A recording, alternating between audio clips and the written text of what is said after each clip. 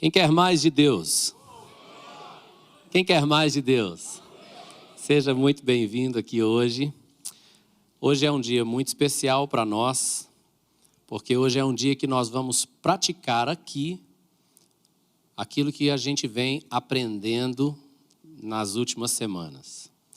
E eu vou começar fazendo um ato profético.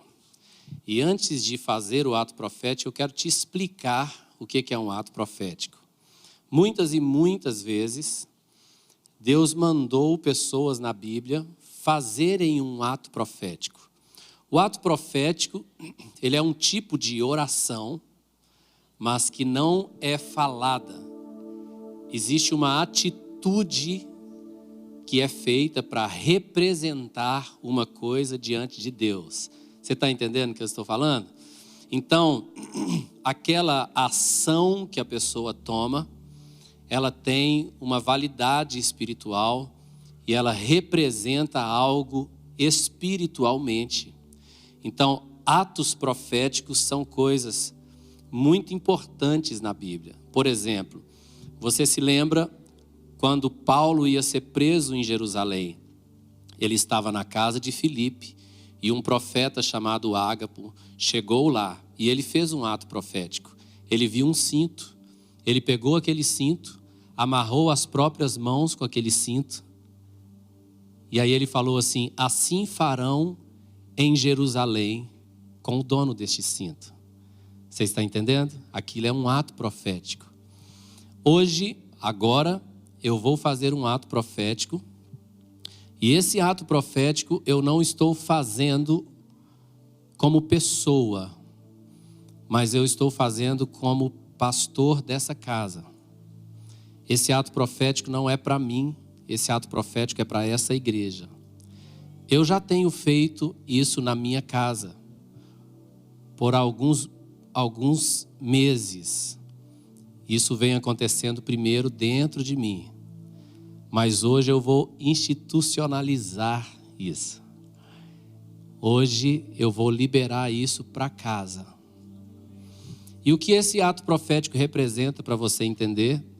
Esse ato profético representa que nós não queremos a religiosidade evangélica brasileira. Essa casa não foi chamada para ser uma casa gospel, de um evangelho barato, onde as pessoas entram aqui, desfrutam de um tempo de louvor e voltam para suas vidas medíocres, miseráveis e sem Deus. Essa casa não foi chamada para ser uma casa onde as pessoas vão vir aqui aprender a ser bem-sucedidas nesse mundo. Não, as pessoas vão vir aqui para aprender a perder sua vida neste mundo. Então hoje eu estou aqui para dizer publicamente para todos vocês, diante de Deus, diante de todo principado, potestade, todo espírito maligno, todos os anjos na presença de Deus, querubins, serafins, que eu estou aqui como pastor dessa casa dizendo não à religiosidade vazia, não aos padrões deste mundo que não são bíblicos. Eu estou dizendo não a qualquer evangelho que não seja o evangelho do Senhor Jesus. E eu estou dizendo, nós não vamos nos acomodar aos padrões desse mundo, e o nosso padrão é Cristo. E o ato profético que eu vou fazer é bem simples. Eu vou tirar esse terno e essa camisa, e vou ficar com a camisa que está por baixo. E a camisa que está por baixo é uma camisa que eu ganhei lá na Índia. E por que eu escolhi essa camisa que eu ganhei lá na Índia? Porque a Índia é o maior desafio missionário do planeta Terra. A Índia passou a China agora, é o maior país do planeta Terra. É o país com o maior número de idiomas. Então, se você for lá na Índia, se você aprender a falar 10 idiomas, não é o suficiente para falar com todo mundo que está lá. Mas o que eu estou falando aqui como pastor dessa casa, como pastor dessa igreja hoje, é que a gente está se esvaziando desse evangelho gospel vazio e voltando nossas vidas para o propósito de Deus.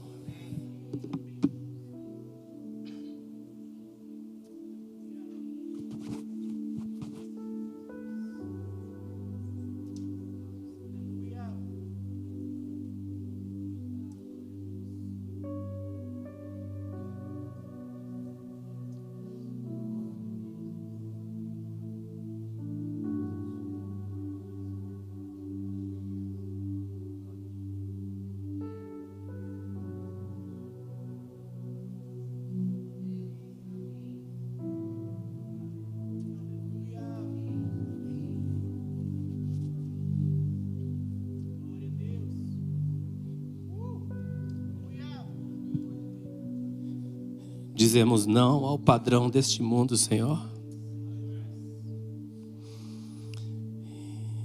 E ainda que os próprios anjos desçam e preguem outro evangelho, nós dizemos não. Eu estou aqui para dizer sobre essa casa: reina o Senhor, reina a tua palavra. Encontre aqui os seus homens e mulheres que vão viver o evangelho do Senhor. Então, hoje nós vamos pregar uma mensagem que tem como título Primeiro Lugar. Fala comigo, primeiro lugar. Primeiro lugar. As pessoas têm vindo à igreja de tal forma que elas estão sempre em primeiro lugar. E elas estão usando a igreja como um tipo de amuleta, ou de muleta, ou de... Não, deixa isso aí, meu filho, por favor. Pisa em cima, se puder. Eu ia pôr fogo, mas eu vou precisar no segundo culto. Então as pessoas têm usado a igreja como um tipo de amuleto ou muleta para abençoar suas próprias vidas. Onde elas têm vivido eu primeiro. Eu quero ficar na igreja enquanto a igreja me abençoar, enquanto a igreja me prosperar, enquanto a igreja me fizer feliz. Enquanto a igreja fizer de mim uma pessoa sorridente, eu quero a igreja. Porque na ordem deste mundo é eu. E a grande verdade é que, para a maioria dos homens e mulheres que se chamam crentes, o primeiro lugar da vida delas são elas mesmas. Então nós começamos falando esse título, primeiro lugar. E olha que Jesus ensinou, você conhece o texto, Mateus 6,33. Buscai, pois, em primeiro lugar. Fala comigo, em primeiro lugar. O que é em primeiro lugar? O que é isso, seu reino? Sabe o que é isso? É Deus reinando sobre você. É Deus reinando sobre mim. É que Ele... Tu és o rei, ninguém pode. Vamos de novo, tu és o rei mais uma vez. Tu és o rei, ninguém pode mudar. Então, buscar em primeiro lugar o reino. Você tem que entender isso. Fala comigo, a busca. Hoje eu vou falar 5 coisas com você. A primeira é a busca. Qual é a busca da sua vida? Você está buscando o quê? Saúde, dinheiro, prosperidade, felicidade, casamento, família. Tudo isso está disponível no reino? Tá. Só que em nenhum lugar Jesus nos mandou buscar nada disso. Jesus não nos mandou buscar riqueza, dinheiro, prosperidade, felicidade. Ele não nos mandou, simplesmente não nos mandou. Ele nos mandou buscar em primeiro, fala comigo, primeiro lugar. Primeiro lugar, Ele reinando sobre nós. Sabe como é a nossa atitude diante de um rei? Nossa atitude diante de um rei é assim. Sim, Senhor. Sim, Senhor. Sim, Senhor. Sim, Senhor. Sim, Senhor. Sim, Senhor. Que venha o teu reino e seja feita a tua vontade. Então, em primeiro lugar, o seu reino e a sua justiça. O que Jesus falou, essa é a busca. Se nós estamos envolvidos a buscar qualquer outra coisa, nós estamos destinados à falência espiritual. Porque o Senhor nos ensinou, busca em primeiro lugar o seu reino e a sua justiça. Então fala comigo, a busca. Essa é a busca, não é uma busca, é a busca. Sabe que eu fui ver o que significa essa palavra buscai. Sabe o que é? É perseguir. É fazer disso alvo da sua vida. Você vai procurar isso. Aonde, Senhor, está o lugar? Aonde eu vou encontrar esse lugar onde o Senhor reina sobre a minha vida? Segunda coisa que eu vou falar com você hoje é o amor. Fala comigo, o amor. Antes de falar do amor, você já conhece o texto, mas eu vou repetir.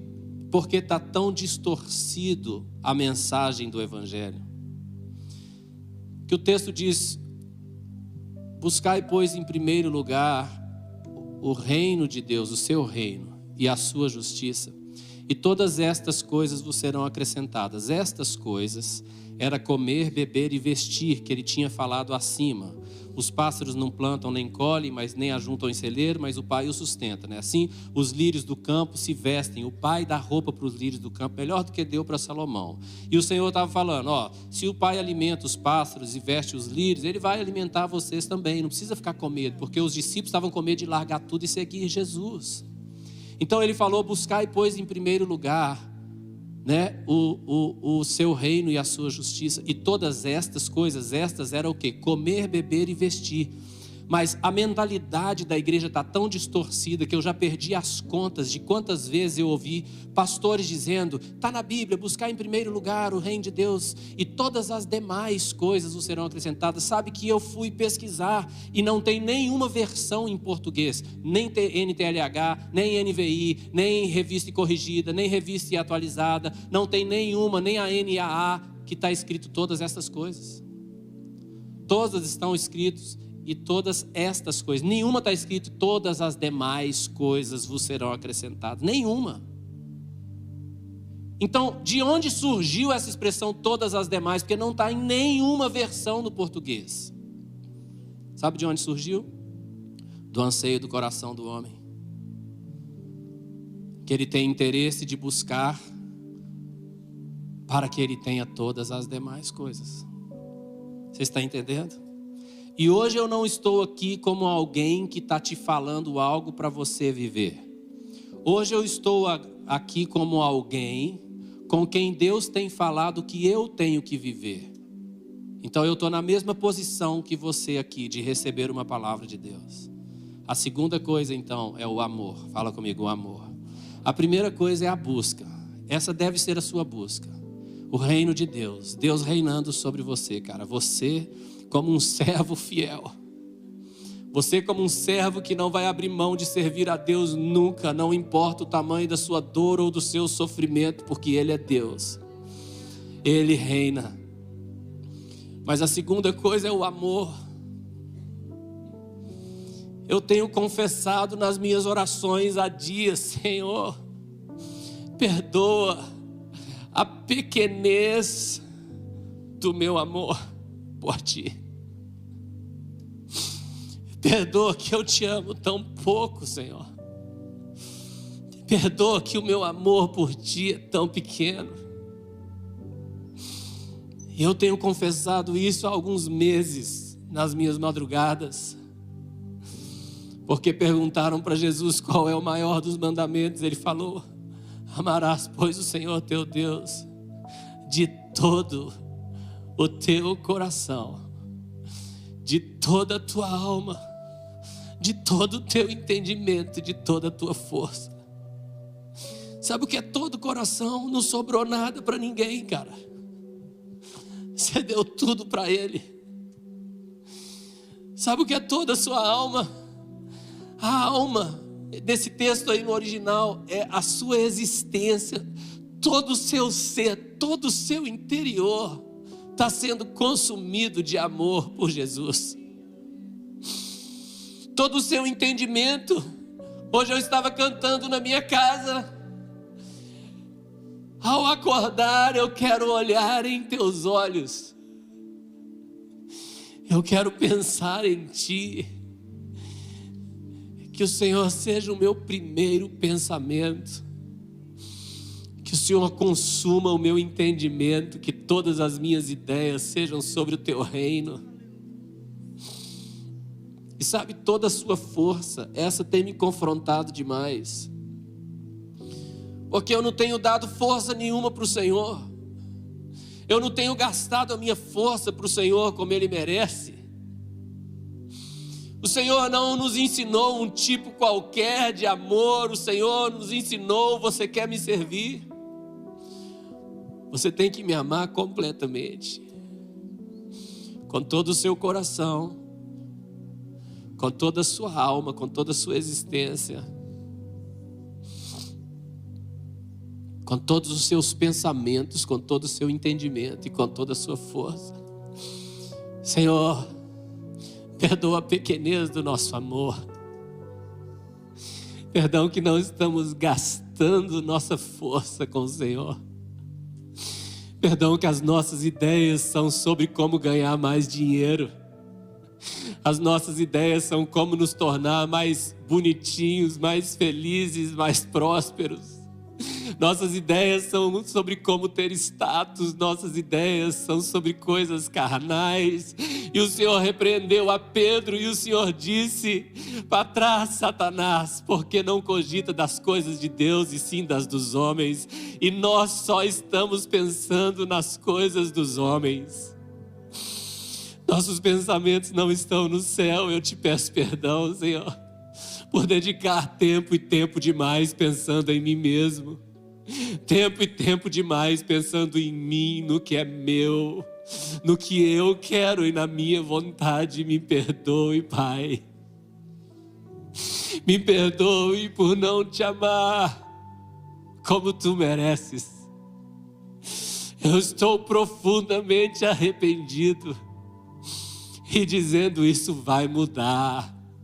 Eu estou hoje dedicando todo o meu coração. Eu estou hoje dedicando toda a minha alma.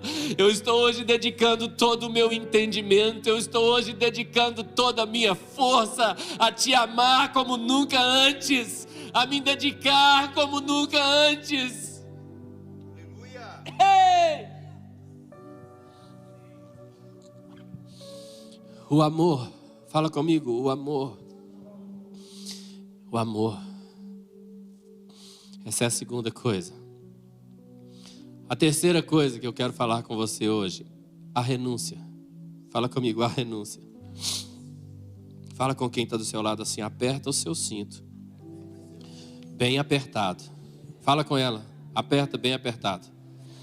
Para você não sair correndo da cadeira. Fala comigo, a renúncia.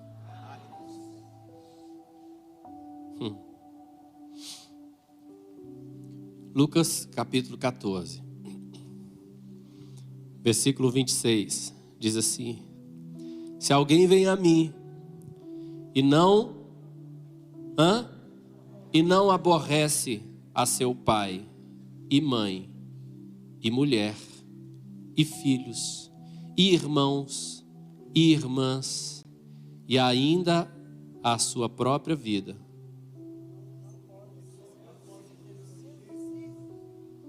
de novo. De novo.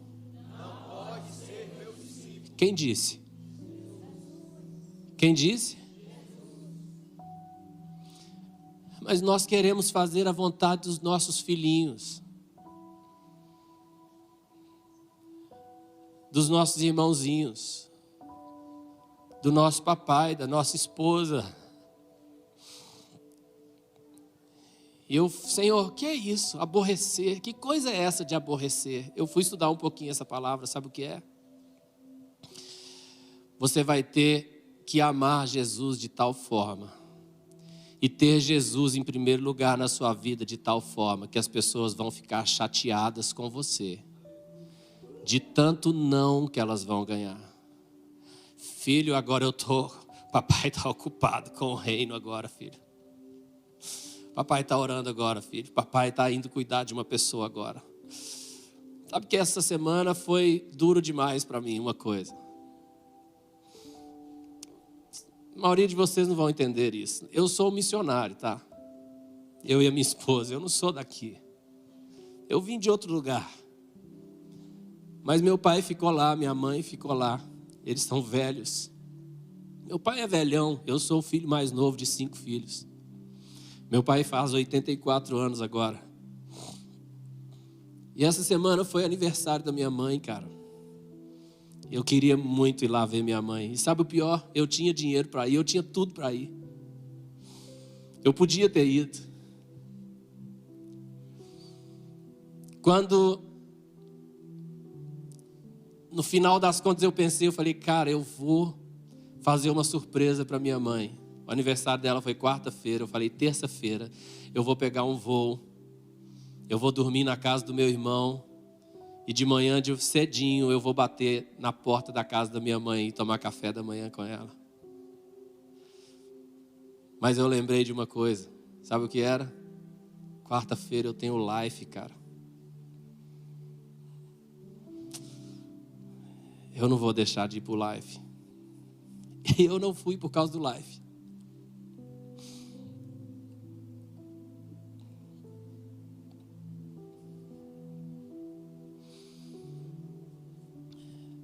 Se você quer seguir Jesus, jovem, e você não está disposto a abandonar todos, eu não estou dizendo, eu vou só ler de novo o versículo para você entender que quem diz não sou eu. 26. Se alguém vem a mim e não aborrece a seu pai e mãe, e mulher, e filhos, e irmãos, e irmãs, e ainda a sua própria vida, não pode ser meu discípulo.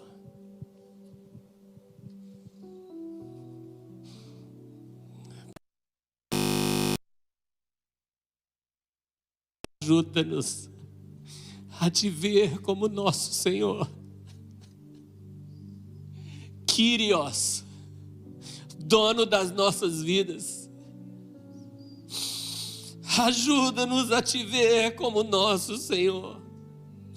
E perdão por colocar nossos pais, nossas mães, nossos filhos, nossos irmãos e irmãs, esposas, em primeiro lugar. Perdão. Eu te peço perdão, Senhor. Eu te peço perdão. Eu quero hoje colocar o Senhor para se assentar no trono da minha vida. E viver de tal forma onde eu não estou nem aí. Porque qualquer pessoa pensa, desde que eu esteja agradando ao Senhor e ao Senhor somente. A renúncia. Vamos continuar. Próximo versículo. Olha o que diz. O que Jesus disse. E qualquer que não tomar, fala a sua. A sua. Fala a sua. Qualquer que não tomar a sua cruz e vier após mim, o quê? Jesus, querido. Quem define o padrão de quem é discípulo de Jesus é Ele que é o discipulador, Ele que é o Senhor, Ele quem define. Eu estou levantando uma turma para andar comigo, Jesus disse. Eu vou te mostrar qual é o padrão. E Ele está mostrando o padrão. Queremos ser discípulos de Jesus, temos que tomar a nossa cruz. A nossa cruz. Nós somos bons de crucificar o outro. Mas o Senhor está falando, toma a sua cruz. A gente é bom de crucificar o nosso cônjuge. Mas o Senhor está falando, toma a sua cruz. A sua cruz. Ô pastor, então é isso, eu tenho que renunciar. Deixa eu te falar o que Jesus disse que nós temos que renunciar. Próximo versículo, 33. Lê comigo em voz alta, por favor. Assim, pois, todo aquele que dentre vós não renuncia a tudo quanto tem, não pode ser meus discípulos. Deixa esse texto aí, por favor. As pessoas mais importantes da nossa vida, as coisas mais importantes da nossa vida, a nossa própria vida, sempre estarão em segundo plano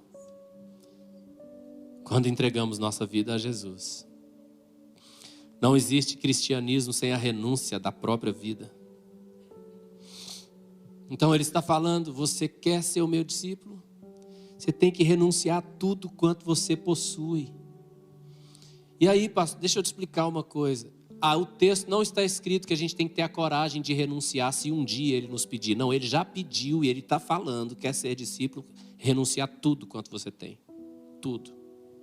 Isso quer dizer que nada vai ficar entre você e a vontade de Deus, entre eu e a vontade de Deus, nunca mais. Eu não posso deixar de fazer a vontade de Deus por causa de nenhum bem material, por causa de nenhuma pessoa, por causa de nenhum familiar, por causa de nenhuma vontade própria. Deixa eu te falar uma coisa, servo não tem escolha. Servo obedece. Quando eu era bem pequenininho, eu aprendi o alfabeto. A, B, D, E, F. Como que é o alfabeto? A, B. Desde bem pequenininho eu aprendi que Deus fala em outra língua, outro idioma. E Ele também tem o alfabeto, mas o alfabeto dele não é A, B, C, D. É obedecer. Obedecer, obedecer, obedecer, obedecer, obedecer. Eu sou servo. Eu obedeço. Não existe cristianismo sem renúncia. Está vendo essa blusa? Eu ganhei essa blusa quando eu estava lá na Índia. Eu já contei essa história, mas vou contar de novo. Eu conheci um cara na Índia chamado Johnny. Essa semana eu estava falando com o Marcelo à noite lá em casa. O Marcelo é o nosso pastor lá na Índia. Inclusive, semana que vem na conferência nós vamos levantar uma oferta para o Marcelo. Nós temos que levantar 60 mil reais para o Marcelo. Porque o Johnny, que é esse cara que eu vou contar a história dele aqui, está perto de morrer de novo. Por causa da perseguição. Mas eu conheci o Johnny, cara. Eu estava falando com o Arthur. Lá na Índia, eu estava pregando num hospital. E a mensagem do evangelho estava tão impactante, eu estava pregando assim em voz alta, era um lugar grande, mais ou menos como esse, talvez esse meio da igreja aqui, era o tamanho do salão que eu estava no hospital, e eu estava pregando sem microfone, em voz alta, falando do evangelho, e as pessoas estavam chorando, o médico estava do meu lado chorando, as pessoas são abertas para o evangelho, mas você não pode se converter, porque você corre o risco de ser morto. E o que aconteceu com o Johnny foi isso, ele foi lá, ouviu o evangelho, entregou a vida dele a Jesus. Voltou para a vila dele e os parentes dele souberam que ele tinha entregado a vida dele a Jesus. Mais tarde, chega o Johnny na igreja. Eu não ouvi essa história de outra pessoa, não. Eu estava lá com o Johnny. Chega o Johnny na igreja, todo ensanguentado, a roupa toda suja de sangue, todo ensanguentado, com a cabeça toda cortada, com todo cortado, todo machucado. Johnny, o que é isso? O que aconteceu, cara? Fala, meu tio, minha tia, meus dois tios, a pedido da minha mãe, me prenderam em casa e falaram que se eu não renunciasse a Jesus e voltasse para o hinduísmo, eles iam me matar. E aí eu falei com eles que eu não tinha opção, eu já tinha morrido. Eu pertencia a Jesus agora. E eles falaram, se você não voltar para o hinduísmo, nós vamos te matar. E ele falou, eu já morri. E eles pegaram 2 porretes que estavam escondidos. E eles começaram a bater no Johnny. E o Johnny disse que ele só teve o reflexo de cobrir a cabeça com o braço e deitar no chão. Os tios que criaram ele, cara, que cuidaram dele desde que ele era pequeno, irmãos da mãe dele. E ele estava falando, tio, que é isso? E os tios batendo com pau para matá-lo. E ele se escondendo e rolou no chão e conseguiu bater a mão no trinco da porta e paulada na cabeça, nas costas, e os tios batendo para matar. E ele conseguiu empurrar a porta e correu para a mata e foi parar para a igreja. A igreja recebeu o Johnny lá, cuidou do Johnny, levou para o hospital, né? Fez o que tinha que fazer.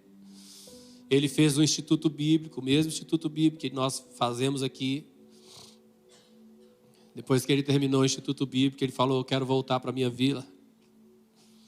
O pastor falou com ele: eles vão te matar, Johnny. Johnny falou: eu já morri. Eu morri para mim mesmo. Eu vou voltar e pregar o evangelho. Johnny voltou para aquela vila, pregou o evangelho. Sabe quem foram as primeiras pessoas que converteram? Os 2 tios e a mamãe. Ele tinha um lote na vila. Ele pegou o lote e deu para a igreja. E a igreja pôde construir um salão. E hoje tem uma igreja dentro da vila do Johnny. Porque se você quer servir a Jesus, você vai aborrecer pai, mãe, irmão, irmãs, filho, filha. E até a própria vida, se quer ser um discípulo de Jesus. Fala comigo: não existe evangelho sem renúncia. O Johnny teve que renunciar a tudo. O pai, a mãe, a vontade dos familiares. Johnny teve que renunciar tudo.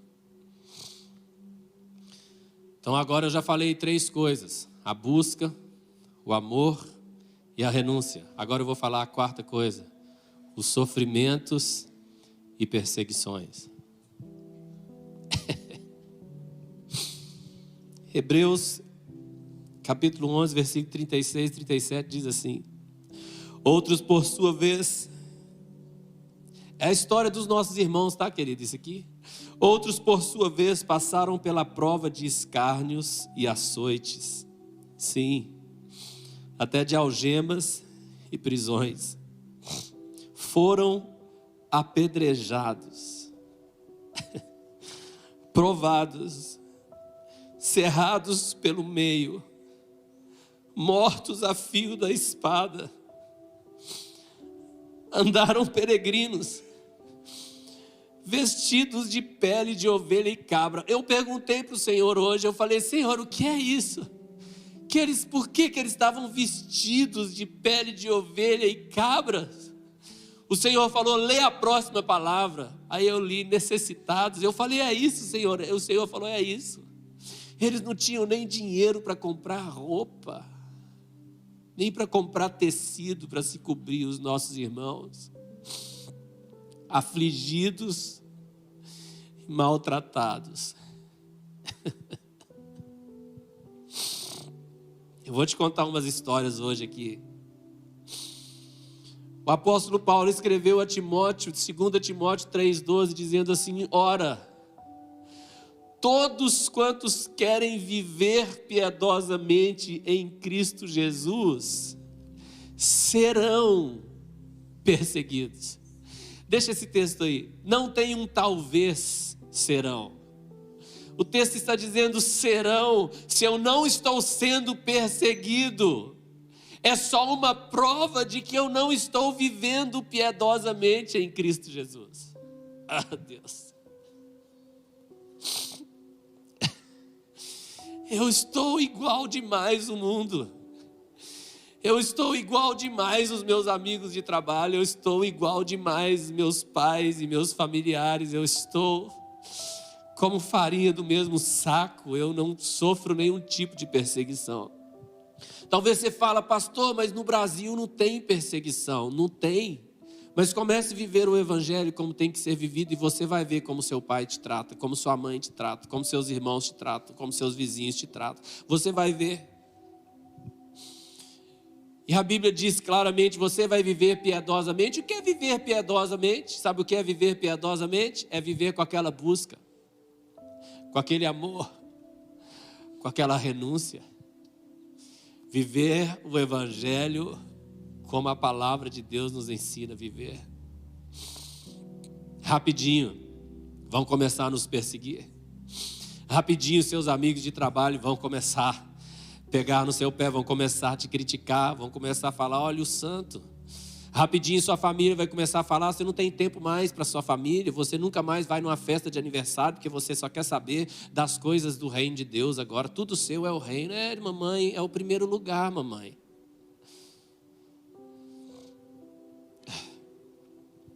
Eu prometi para mim mesmo que eu ia falar pouco, então eu vou ler mais.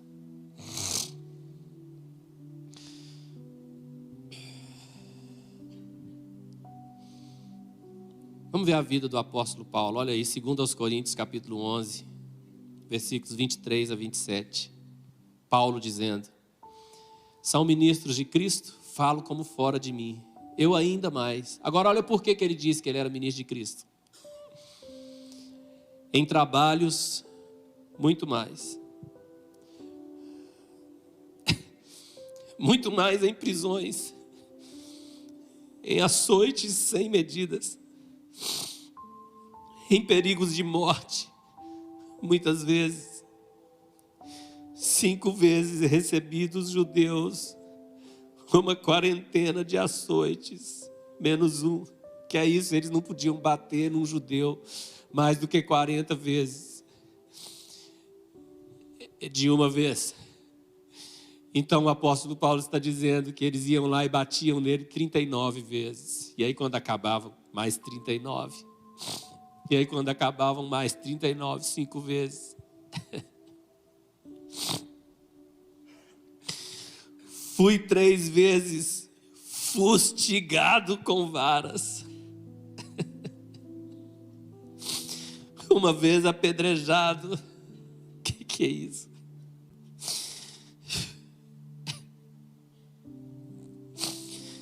Em naufrágio 3 vezes. Uma noite e um dia. Solto no meio do mar, perdido. Em trabalhos e fadigas. Hoje eu estava orando, eu perguntei: Senhor, quando foi a última vez que eu me senti fadigado de tanto trabalhar pelo teu reino? Que eu fui dormir com dor de cabeça, com dor nas costas, com dor nas pernas de trabalhar para o teu precioso reino.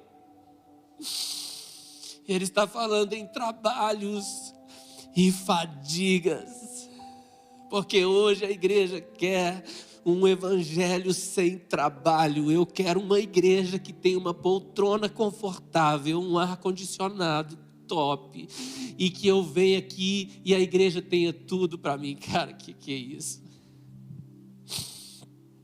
Em vigílias, muitas vezes, em fome e sede, em jejuns, muitas vezes, em frio e nudez. Paulo estava preso. Ele escreveu a Timóteo de dentro da prisão e ele falou: Timóteo, quando você vier, traz os pergaminhos, mas por favor, não esquece da minha capa, porque Paulo estava preso numa masmorra, num lugar gelado, onde água pingava dia e noite, 24 horas por dia, e ele estava ali passando frio. Por quê? Porque qualquer um que quiser viver piedosamente sofrerá perseguições. É a vida que pertence a Deus, é a vida que vive para Deus, é a vida que não vive mais para este mundo. Você ainda está aqui? Você não está um pouco incomodado com o seu cristianismo, não? Com o tipo de vida que você está vivendo? Seja bem sincero. Porque há muitos meses que eu não aguento mais.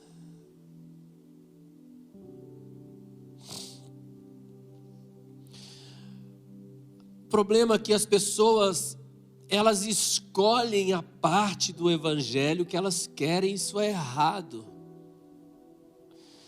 As pessoas só lembram que a cruz é o lugar onde Jesus morreu e levou os nossos pecados. É verdade.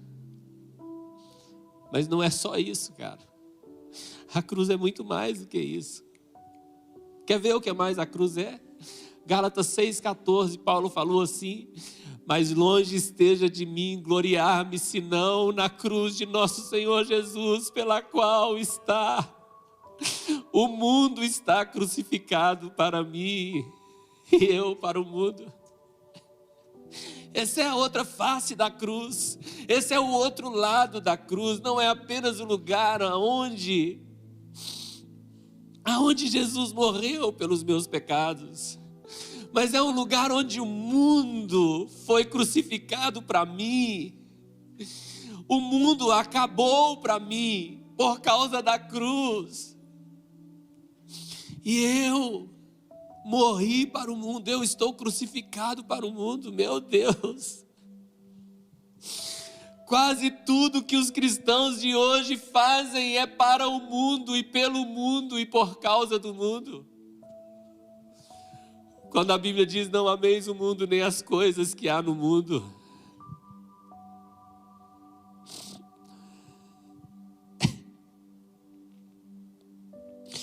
Sempre foi assim desde o princípio. Se até Cristo foi crucificado, querido, todos os seus apóstolos viveram sofrimentos. Logo que a igreja começou, Atos capítulo 12, versículo 1 e 2, diz assim, por aquele tempo, mandou o rei Herodes prender alguns da igreja para quê? Para quê, querido? O rei não estava mandando flores para a igreja e falando: parabéns, vocês estão fazendo um ótimo trabalho, vocês estão cooperando muito com o Estado, viu? Vocês estão tirando os delinquentes da rua e vocês estão fazendo eles mudarem de vida. Não. Herodes estava prendendo os irmãos da igreja para os maltratar.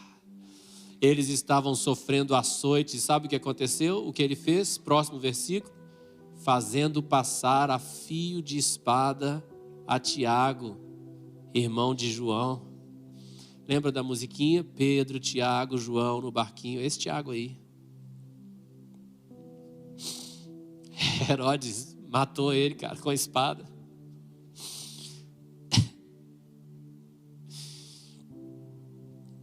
Você está pronto para as perseguições? Acho que não, né?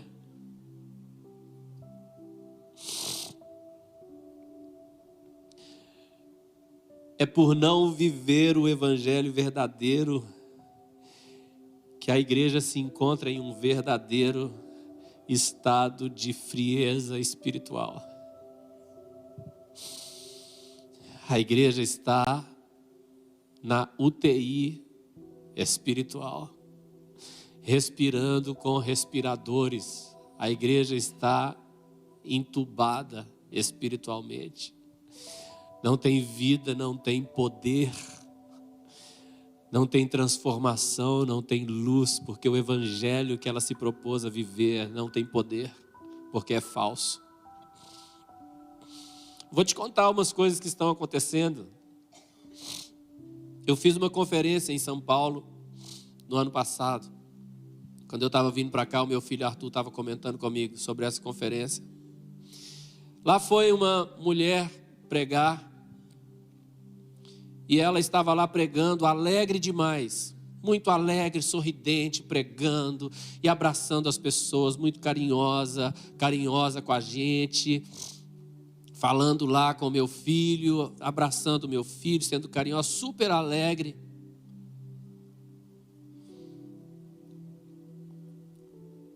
E ela falou: antes de pegar o voo para cá, eu perdi o voo. E o voo que era para ser rápido, eu demorei 4 dias para chegar aqui, ela disse. Então tem 4 dias que eu estou e nem pude tomar banho. Em 4 dias viajando da África para cá. E ela falou: sabe por que meu voo atrasou? Porque os muçulmanos radicais atacaram nossa vila.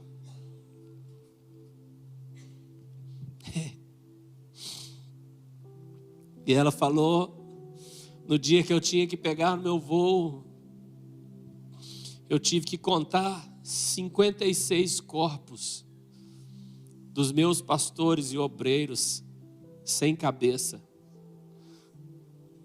porque os muçulmanos cortaram a cabeça deles 5 dias atrás, antes de eu vir para cá.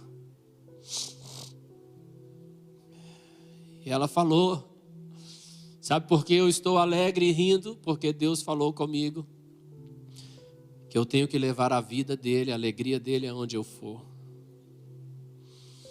E eles nos contaram algumas histórias. Lá estava também um pastor, ele vai estar aqui com a permissão do Senhor no mês de setembro.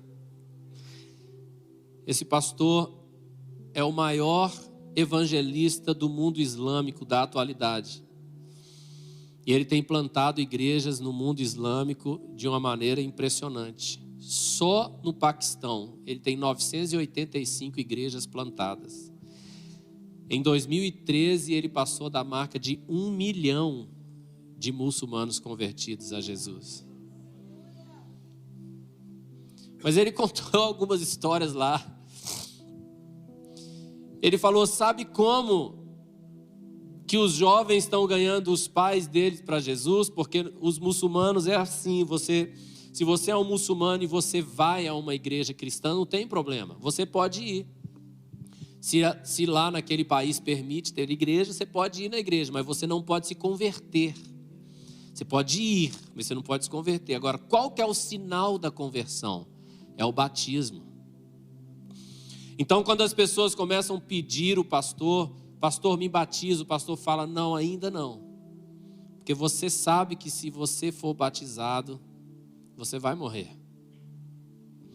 E interessante que um dia um adolescente insistiu muito lá, e esse pastor contou essa história lá. Insistiu muito para ser batizado, e o pastor falou, você é muito novo, cara, você tem 13 anos, você vai morrer com 13 anos. E aquele menino começou a falar, pastor, o senhor não pode me negar o batismo. A Bíblia diz, aquele que crê e for batizado será salvo. O pastor falou, eu sei, mas você sabe que você vai morrer. E ele insistiu com o pastor falou, não tem jeito, cara, eu vou ter que batizar esse garoto. E o pastor batizou aquele garoto. Aquele garoto voltou para casa e chegou em casa e falou, pai, eu tenho que te contar uma coisa. O pai falou, pode falar, meu filho. Ele falou, eu me tornei cristão. E o pai falou, eu sei. Aí ele falou, não pai, o senhor não está entendendo. Eu não estou falando que eu fui para a igreja. Eu estou falando que eu me tornei cristão. E o pai falou, eu sei. Ele falou, não pai, deixa eu te explicar. Eu batizei nas águas. Sabe o que o pai falou com ele? Você acha que eu vou te matar, né, filho? Mas eu não vou te matar. Pode ser cristão e pode servir ao seu Deus. Mas por que, pai? Porque já por 3 vezes eu coloquei na sua comida veneno suficiente para matar um camelo e você não morre. E o Deus a quem você está servindo está te guardando, então pode servi-lo.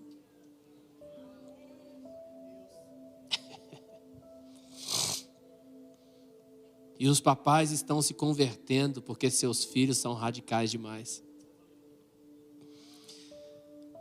Ele contou de uma menina que tinha ganhado uma bolsa para estudar fora, eu acho que na Inglaterra, se eu não me engano. E ela se converteu. E o pastor falou com ela, então, você não vai se batizar, porque você já vai para a Inglaterra para fazer faculdade. E quando você chegar lá, você batiza. Porque aí você não vai morrer, porque você vai estar lá na Inglaterra. Sabe o que a menina falou com o pastor? Pastor,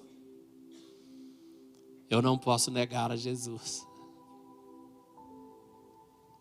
Mas o pastor falou com ela, mas são só alguns meses, você já vai para a Inglaterra para fazer faculdade.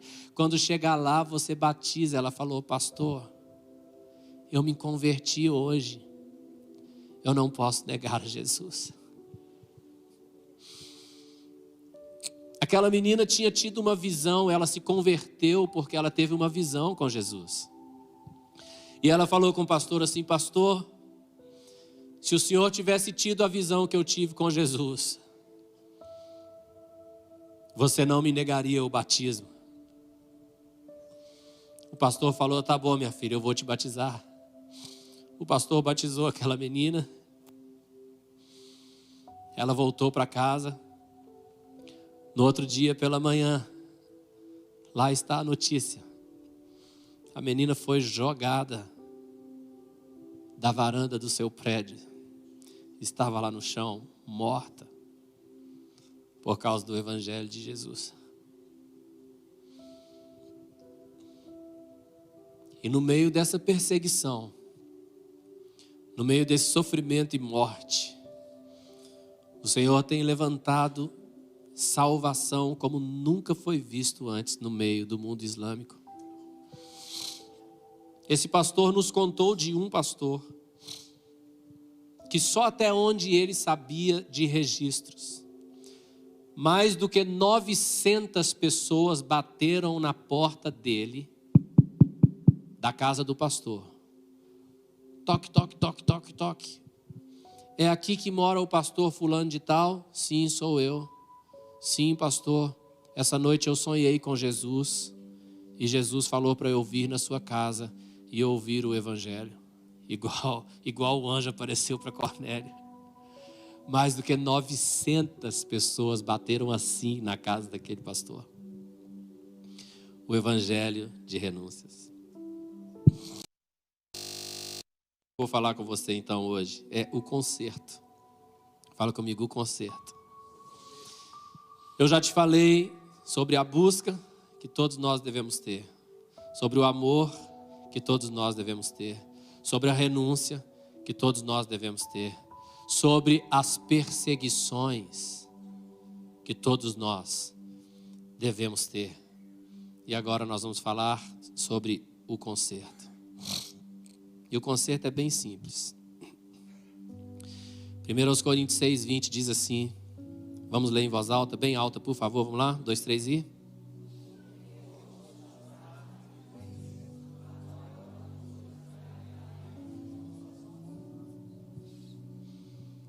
Você viu essa blusa que eu joguei aqui? Pega ela para mim, Carlos, por favor. Você viu eu jogando a blusa? Obrigado. Sabe por que eu joguei? Porque ela é minha.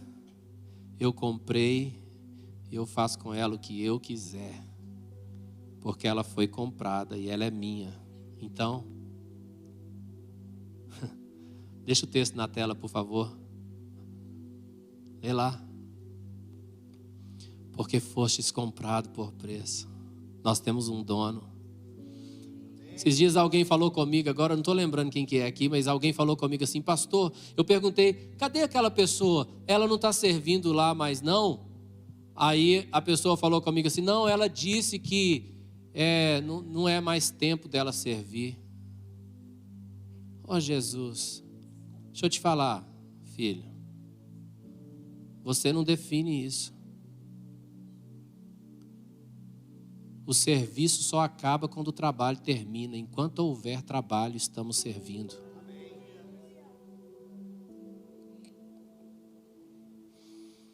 Então ele está falando, porque fostes comprado por preço, agora, pois, glorificai a Deus no vosso corpo.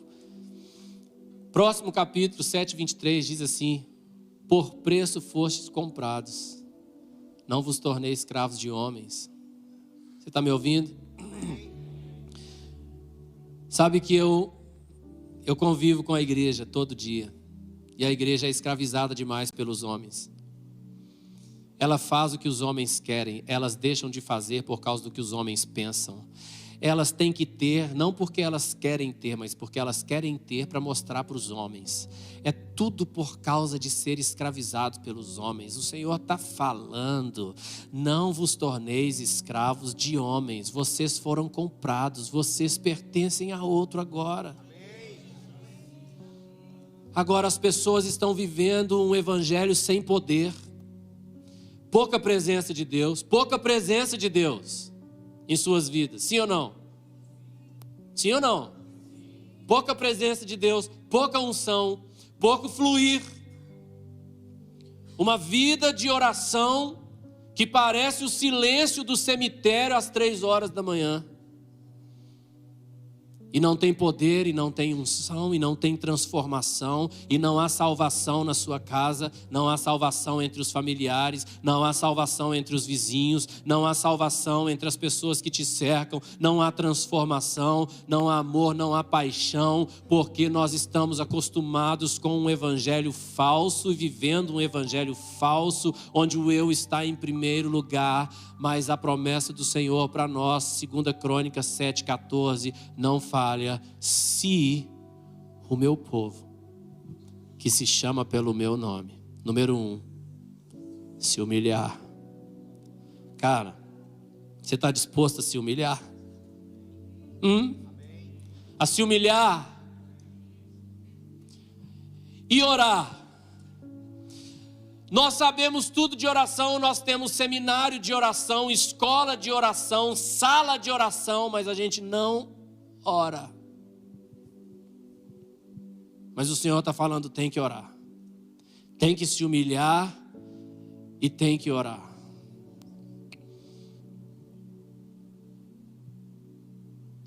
Ter o coração quebrantado o suficiente para encostar a testa no chão e a boca no pó e orar. E que mais? Orar pelas bênçãos? Não, orar para quê? Para quê? Me buscar. Então se humilhar e orar e me buscar. E que mais? E se converter. Converter é virar 180 graus. Eu não vou mais fazer isso, Senhor. Tem meses que o Senhor está falando comigo no meu coração, eu quietinho na minha casa, e o Senhor falando comigo no meu coração: isso que tem que mudar, isso tem que mudar. Senhor, por quê? Por quê? E isso aqui, Senhor, aquilo também. O Senhor está me mudando, gente. Se converter dos seus maus caminhos. O que vai acontecer? O que vai acontecer? Vamos de novo. O que vai acontecer? Você quer ser ouvido? Você quer ser ouvido? Dá de novo a roupa aqui, Carlos. Pode me dar as duas agora. Você quer ser ouvido? Mas você está disposto a se despir de uma religiosidade falsa, vazia? Você está disposto a falar: isso não serve para mim? Esse evangelho religioso não serve para mim? Então eu ouvirei dos céus. E o quê? E perdoarei os seus pecados. E o quê?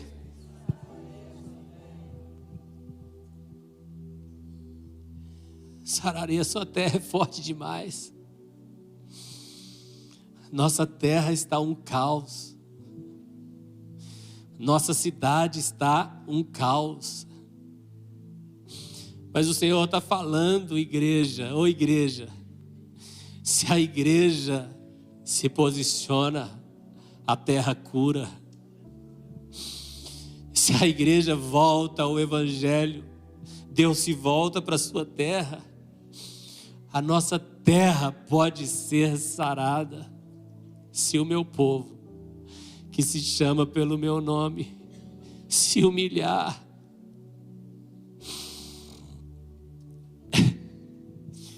Eu tenho orado esses dias e eu tenho falado: Senhor, me tira do lugar onde eu estou.